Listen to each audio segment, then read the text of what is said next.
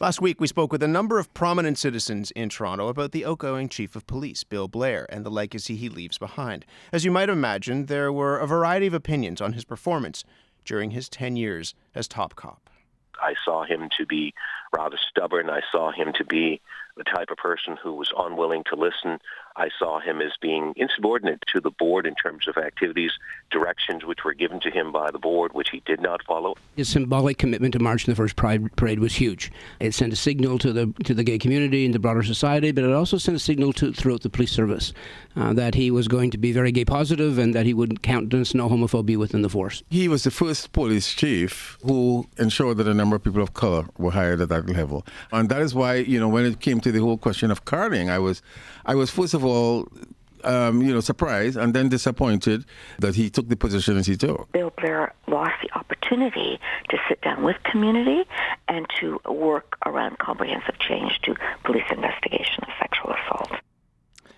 Some thoughts on former Police Chief Bill Blair from Councillor Michael Thompson, the Reverend Brent Hawkes, community advocate Ken Jeffers, and sexual assault activist Jane Doe. We spoke with him last week as Bill Blair wrapped up his tenure as chief, and then over the weekend, he confirmed what had been widely suspected for many months, that he wants to get into federal politics. Bill Blair will seek the nomination for the Liberal Party in the riding of Scarborough Southwest. He's with me in studio now. Good morning. Good morning, Matt. You, by the nature of the job that you held for 10 years, had to be resolutely nonpartisan. Yes, sir. Did you have any qualms about entering partisan politics?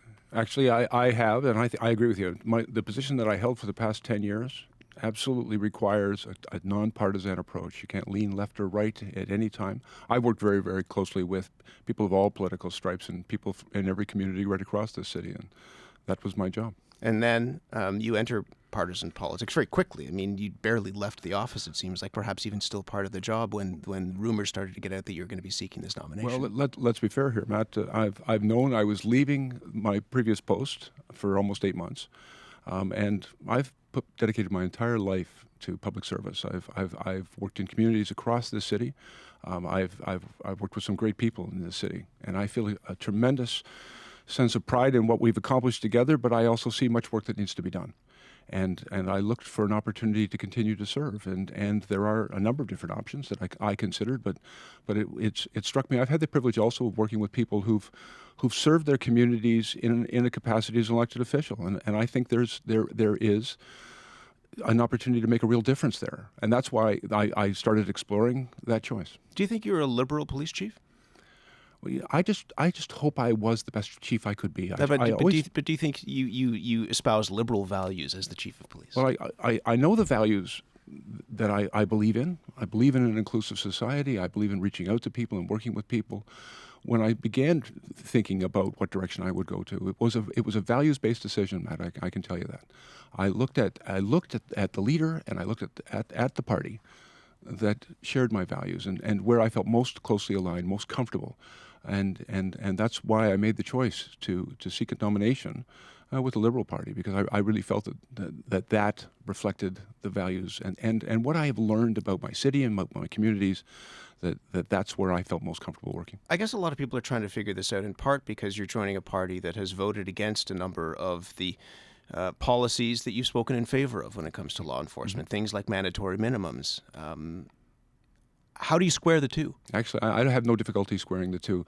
I believe, I've worked hard relentlessly to keep our communities safe, and there are some individuals, tragically, who are so violent and so represent such a risk to our communities that we need to protect society from them.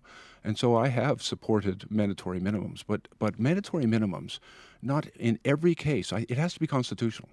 The rule of law has been the primary guiding principle for me, and our Constitution is the highest law of the country. And so I think it's really important that even if a measure such as mandatory minimums is implemented, it has to be done in a way which is proportional and consistent with our charter rights. And so you don't see daylight between the positions you held and the position of the Liberal Party, the party that voted against many of those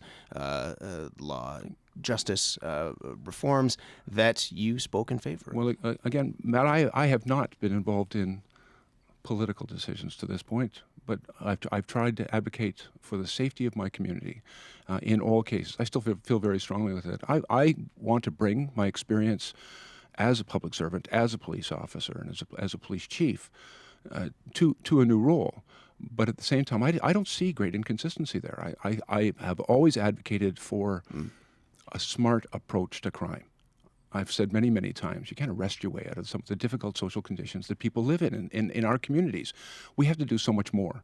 And I've tried to advocate for that so much more. And I think my best opportunity, and where my values most align, is with Mr. Trudeau and with the Liberal Party. Let's talk about the record that you're going to run on. There are a lot of issues from your time as chief that people are still talking about. I think the most discussed piece of journalism in Toronto right now is this. It's a cover story in Toronto Life, written by journalist Desmond Cole. It says, "I've been stopped by cops on the street 50 times.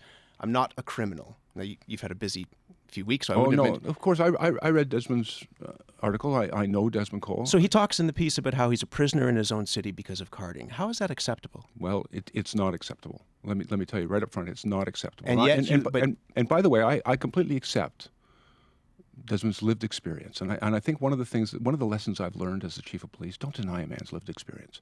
This is what he's experienced. It's not his perspective; it's his life. And I will tell you, I would explain to Desmond, and I'll happily explain to you. The police have a really important job to do. We keep communities safe. We uphold the law. We prevent crime. We have to investigate and deal with offenders, and part of that responsibility requires, not just in Toronto, but for policing right across Canada and around the world. Police officers go into communities, they talk to people in communities, they make inquiries, they gather information, and they share that information. And that's a legitimate and necessary policing activity. It's a completely lawful policing activity. And the effect of that, as Desmond lays it out, as people that we've spoken to over the course of weeks and weeks and weeks on this laid out, is that they feel stigmatized. They feel as though they are, again, prisoners in their own city because they can't walk down the street without being stopped by Matt, police. I'm really happy to have the opportunity to differentiate between that legitimate and necessary and lawful policing activity and something that is unlawful, illegitimate, totally unacceptable. And quite frankly, the issue that Desmond highlights.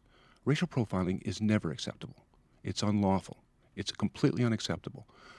If a police officer, frankly, if anyone, but if a police officer, because the decisions they make are important, but if a police officer allows bias to influence his decisions, if he allows racism and considers race in the decision to exercise his discretion, that's wrong and that's unlawful. Doesn't the practice of carding then open the door by its very nature to racial profiling? Well, or at least encourage the it? job of policing, which includes making inquiries and gathering information and sharing that information, and it's an important part of policing. It has to be done right. It has to be done free of bias. And that's the position I've always taken. That's the position our policy took. There were a lot of people that felt that the policies that were going to be put into place would have helped prevent racial profiling, or at least make carding, if it's going to continue, a more level playing field. Why did you push back on this? Well, I understand completely the concern of the community, and we were doing our best to respond to that. I think the secret for us is to make sure that our police officers are taught and provided with guidance and supervision and are held accountable. But you haven't answered the question. Why did you push back on... I'm about to. I think it's really important that our police officers are given all of the tools necessary to do the job that they need to do in the public interest and for public safety, that they're taught how to do it right, and they're supported in doing it right, and they're held accountable for doing it right. Racism and bias are never doing it right. And so what I push back on is what I believed was a significant limitation on their ability to do their job and keep the community safe. Giving them a receipt when they What I will never push back on, Matt, is ensuring the police officers do their job free of bias. We are absolutely committed in Toronto and, frankly, in policing across this country to uphold the rule of law, to respect the Charter of Rights and Freedoms, to respect the Human Rights Code, to respect people's privacy interest, and to respect all of the people of our community. That's the job. But we also have a job to do to keep them safe, and that's to go out in the community and make those inquiries. So I wanted to make sure, and that was my responsibility as well as the chief of police. I wanted to make sure that my officers had the ability to do their job, and I also wanted to make sure that they had the skill to do it right. Ken Jeffers, who we had as part of our series last week, you know him very well. Very well, we're friends. He said, to your credit, on your first day, you acknowledged that racial profiling existed, and then said at the end of our conversation that he felt incredibly disappointed that that legacy could be tarnished and would be tarnished by the support of something like carding. Do you understand his disappointment and the disappointment of so many people in the community? I have a profound respect for Ken Jeffers. I have watched the work the man has done in communities, and quite frankly, for me, he has been a mentor and a very trusted advisor.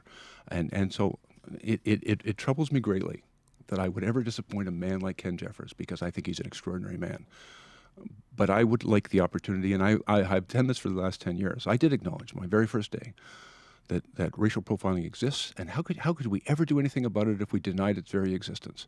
And so I then spent the next 10 years working with communities and doing my very best to ensure that it did not happen. I also have a responsibility to keep my community safe. I have a responsibility to fulfill the mission of the police, which is public safety. I just want to make sure we did it right. And so I've worked hard with communities. And we may disagree. Ken and I may disagree how to get to where we need to get. But what we agree on completely is that we need to continue to work together to move forward, to get to that place where everyone can be assured that they will be treated with dignity and with respect, and according to the rule of law, that their rights will be respected. It is sometimes a difficult conversation, but an important one. And frankly, I've never shied away from the difficult conversation in the community. I've had great community partners on this. I would like to be able to make all of the critics happy, but we have to strike that balance, that important balance, and so we've worked on that. I also want to tell you, I think we built a strong foundation for the future, and I have great confidence in my organization and its new leader to continue to move this discussion forward. We will continue to talk about this, I'm sure. In the meantime, I'm sure we'll have you back as your political journey unfolds. Bill Blair, thank you. Thank you very much, Matt. Bill Blair,